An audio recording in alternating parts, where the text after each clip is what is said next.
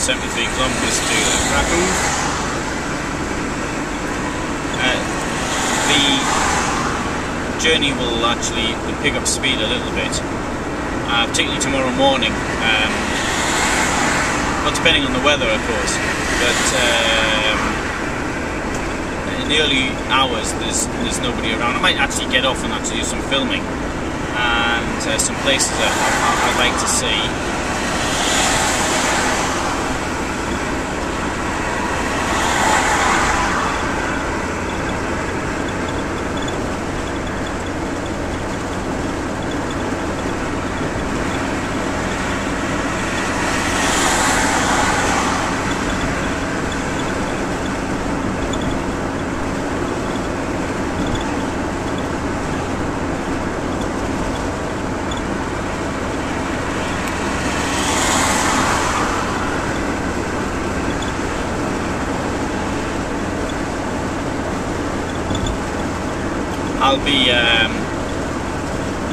I'll be looking for a place to stop the night even before long.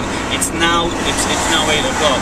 Maybe I mean I could have just stayed at home. I know I've stayed at home. I mean this is my home, but I could have stayed in the office where the office is. I could have stayed in my garden until I thought I'd like to make a bit of a start.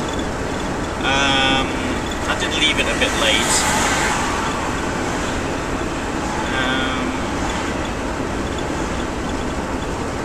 When I find somewhere I want to stop, park the car, get my head down, and then continue.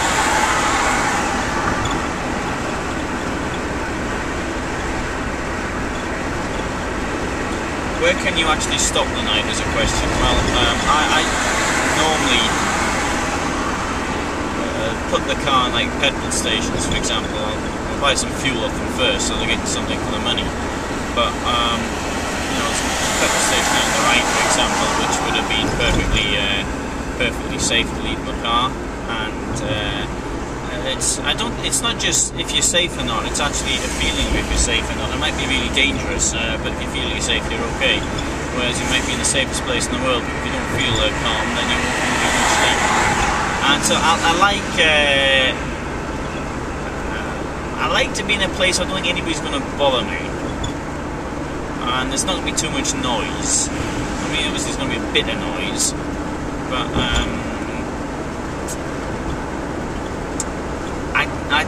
I know in the United States, for example, lots of people park at Walmart and things. In fact, I think Walmart to a certain extent actually encourages it.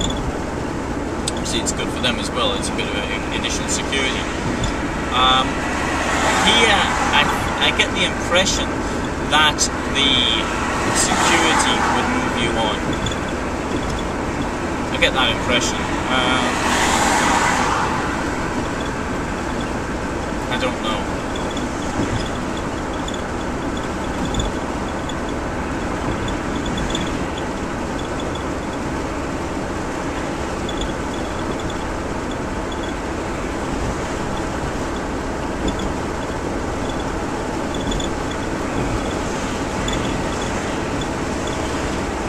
The beauty of these things, though, is you find something you like, you just stop there.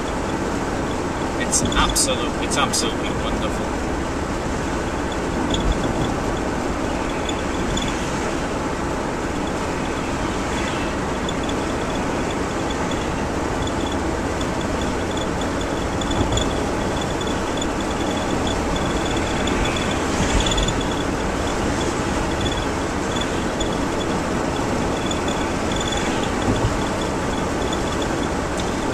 By the time I actually get round to actually putting this on the internet, it's quite a long time's going to have passed. So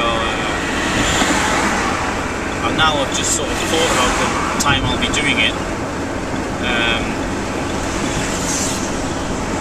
It's a bit of a to realise how lucky I am now to be actually on the road.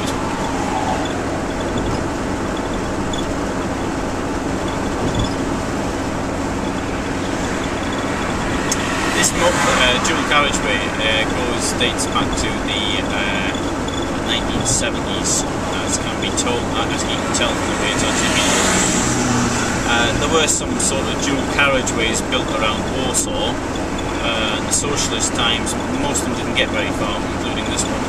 And it's like they had this idea, oh, we'd better build a dual carriageway around the capital, but they sort of peter out quite quickly. Certainly the one going west petered out very, very quickly. And now it's different, it's better. But it's certainly, when you're in a camper van, you can't go very fast. You sort of do think of the people who are stuck behind you. I know what that's like when I can't get past lorries and things.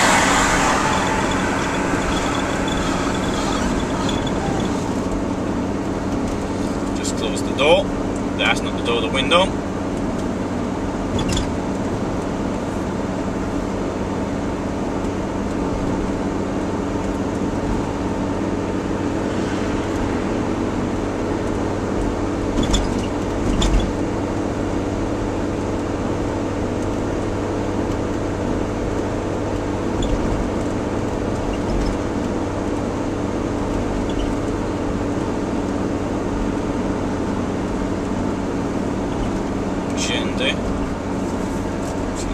Get out of his way.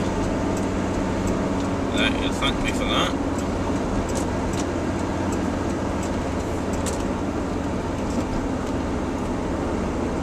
Internally, of course. There was a lorry wanting to cross the road. I'm going to have to get up the way of the lorry.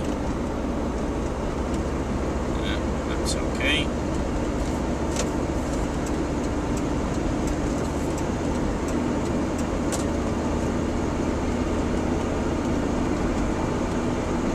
The impression that the road here has actually been improved.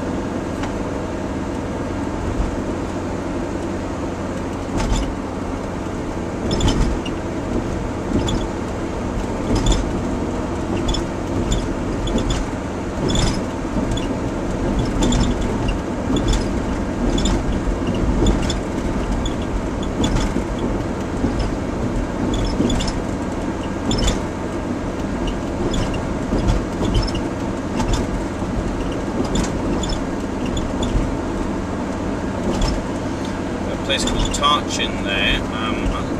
When I was in the real estate business, I looked at this property down there, trying to raise money on it, and there's a soap opera called Autopolska, and the opening was actually filmed on that property, which was very nice property, lovely thing. There's also drinks manufactured in Tarch. I'm not certain if that's the place the oil comes from. I can't remember. I think it may be in the south somewhere. There you are. It says there's 70, and it says, what's it say over there? It says slow down.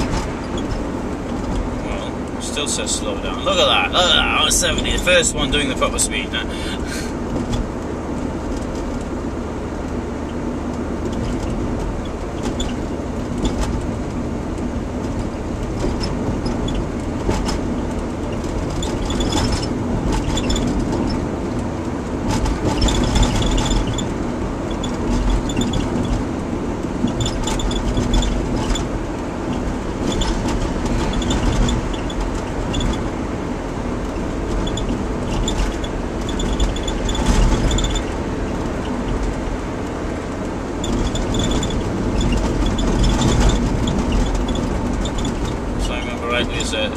Yes, I do remember rightly. There's a traffic light. There are traffic lights here, which are red. There's also radar.